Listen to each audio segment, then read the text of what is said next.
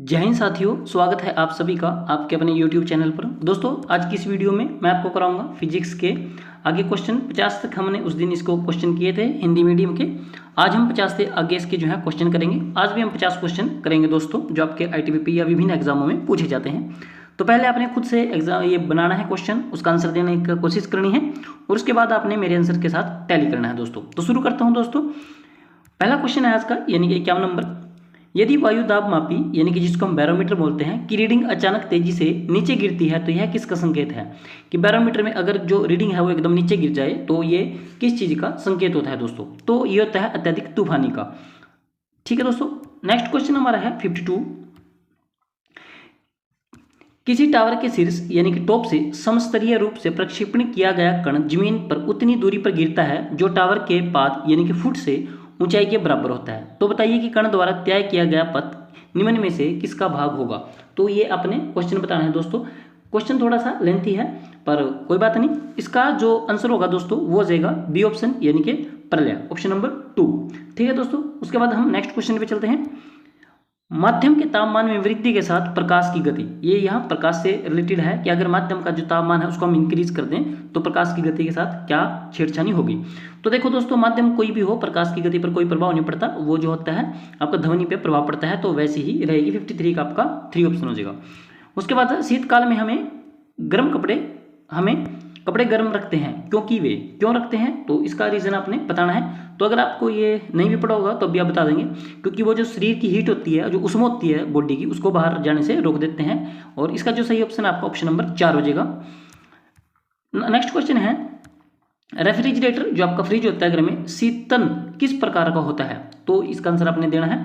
तो 55 का आंसर हो जाएगा 3, वाष्पशील द्रव के वाष्पन के रूप में।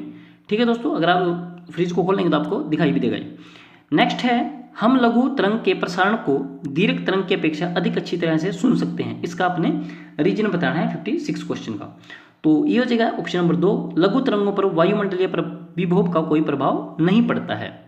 नेक्स्ट है 57, इलेक्ट्रॉन सूक्ष्मदर्शी का आविष्कार किसने किया था? तो वेरी इंपॉर्टेंट क्वेश्चन है, पीछे भी एग्जाम में देखने को मिला है।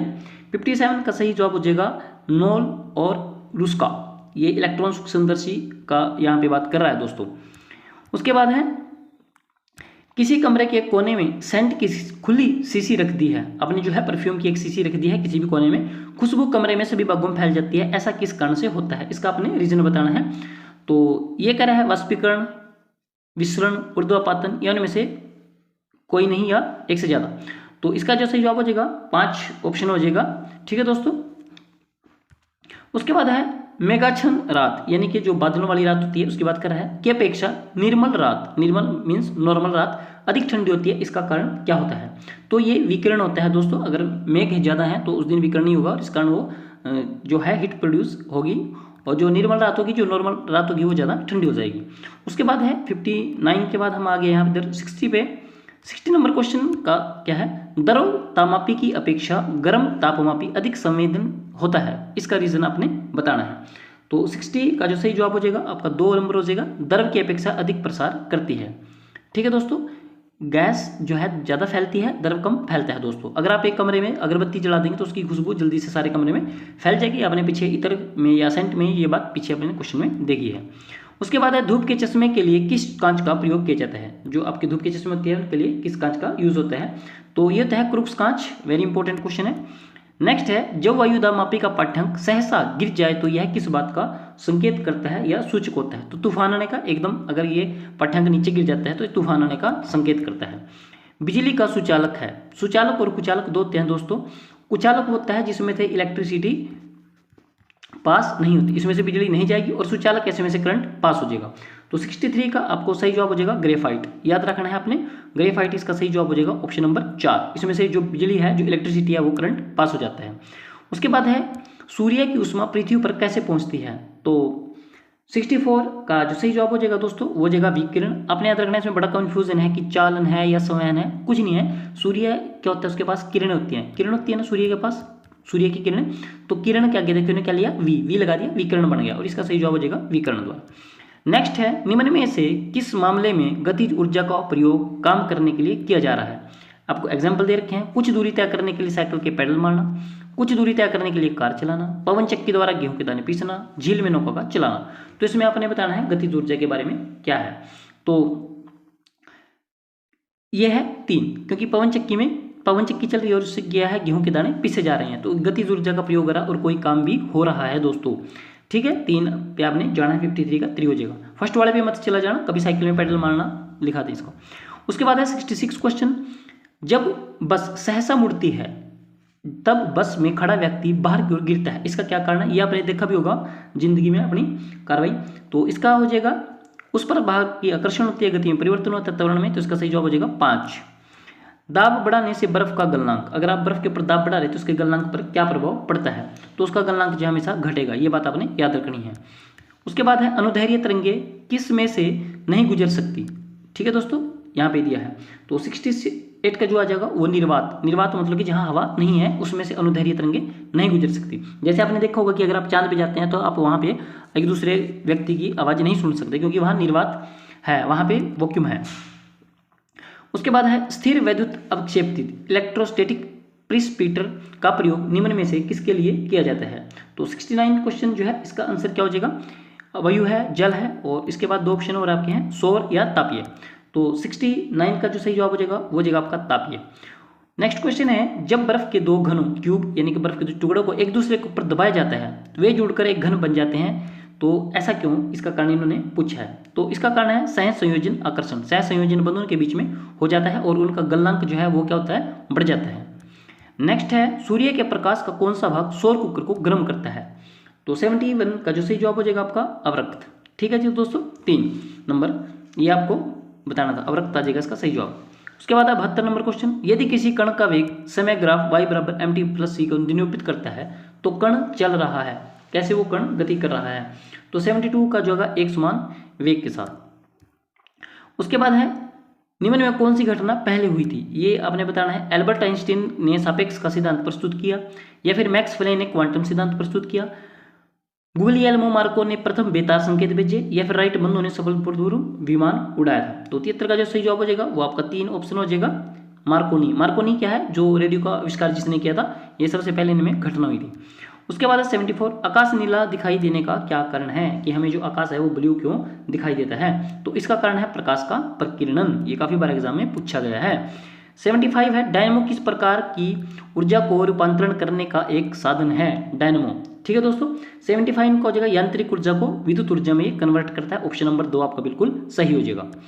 उसके बाद है 76, घड़ी में क्वार्टज क्रिस्टल का काम किस पर आधारित है? तो 76 का सही जवाब हो जाएगा आपका 4 नंबर, दाब या पाइजो विद्युत प्रभाव पर। 75 नंबर क्वेश्चन है, ऐसा क्यों लगता है कि खुले में बड़ी आग को तेज पवन भड़का रही है, ऐसा हमें क्यों महसूस होता है? ये बात इसको पूछ रहा है। तो 77 का सही जवाब हो जाएगा ऑप्शन नंबर 3, क्योंकि आसपास की गर्म वायु ऊपर उठती है और ठंडी वायु प्रवेश करके आग को भड़काने का काम करती है। नेक्स्ट क्वेश्चन है 78, लैंप की बत्ती में तेल ऊपर चढ़ता है, तो कैसे चढ़ता है? ये आपको पता भी होगा, लैंप की बत्ती में ऊपर तेल चढ़ने का रीजन क्या है? तो आपको तेल बहुत हल्का होता है, बत्ती में तेल का विसरण होता है, तो इस प्रकार की कुछ घटनाएं इन्होंने दे रखी है। तो इसका सही जवाब हो जाएगा केशिकीय क्रिया के कारण, या केशिकताऊ भी इसको बोलते हैं, केशिकताऊ, ये भी लिखा होता है केशिकताऊ। उसके बाद है, वायुमंडल में पराबैंगनी किरणों का अवशोषण कौन करता है? तो पराबैंगनी किरणें बिल्कुल इंपॉर्टेंट क्वेश्चन है दोस्तों ये। 79 का थीम हो जाएगा ओजोन परत के बारे में आपने सुना भी होगा। 80 है, निम्न में से किसमें निम्न तापी इंजनों का प्रयोग किया जा रहा है? तो इसका सही जवाब हो जाएगा आपका रॉकेट। ठीक है दोस्तों, इसमें निम्न तापी इंजनों का यूज किया जाता है। 80 नंबर, कांच की कौन सी किस्म तापरोधी है? 81 का आपने बताना है, हार्ड कांच, फ्लिंट कांच, बोतली कांच। तो इसका सही जवाब हो जाएगा 5, इनमें से कोई नहीं। साधारण मरकता या पन्ना का रंग कैसा होता है? तो 82 हो जाएगा गहरा हरा। इसका कैसा रंग होता है दोस्तों? हरा, बट गहरा हरा। सूर्य द्वारा उत्सर्जित ऊर्जा का कारण क्या है? तो 83 हो जाएगा नाभिकीय संलयन। ये नाभिकीय संलयन पर काम करता है दोस्तों, क्योंकि इसमें हाइड्रोजन और हीलियम होती है।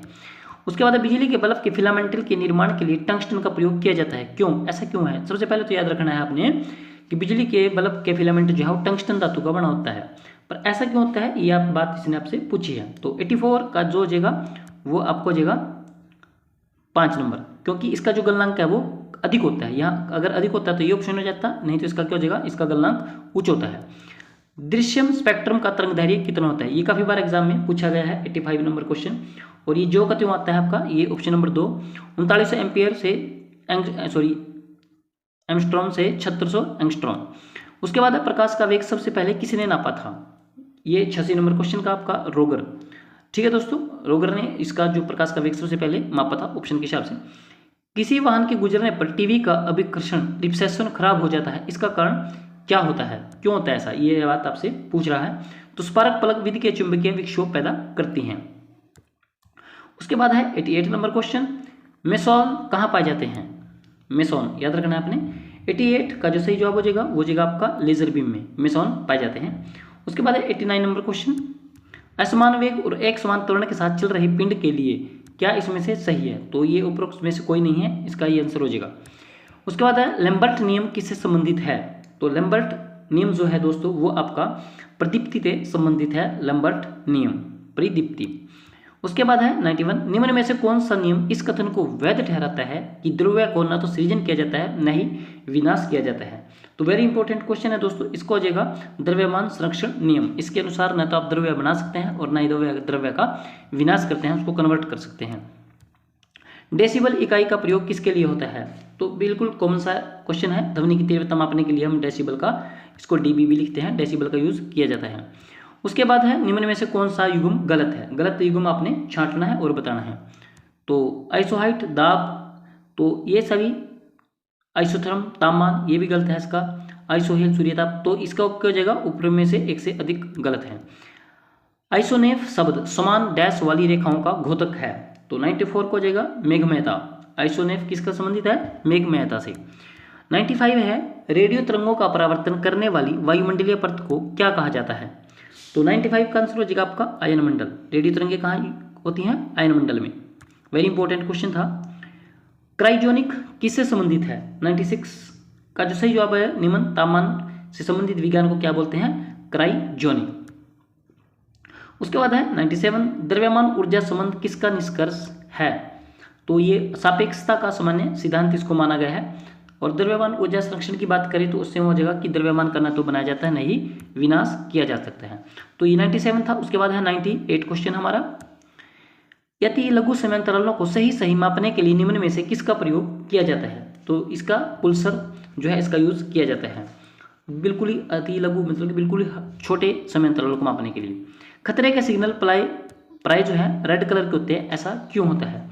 तो ये आपको पता भी होगा दोस्तों, जो लाल रंग है उसका विचलन सबसे कम होता है, इस कारण ये खतरे के जो सिग्नल होते हैं, रेड लाइट होती है, उसमें रेड कलर का यूज किया जाता है।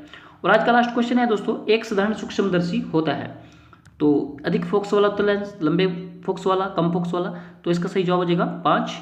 ठीक है दोस्तों, तो ये मैंने 50 क्वेश्चन इसमें फिजिक्स करवाए हैं दोस्तों। मिलता हूँ नेक्स्ट वीडियो में, तब तक के लिए जय हिंद साथियों।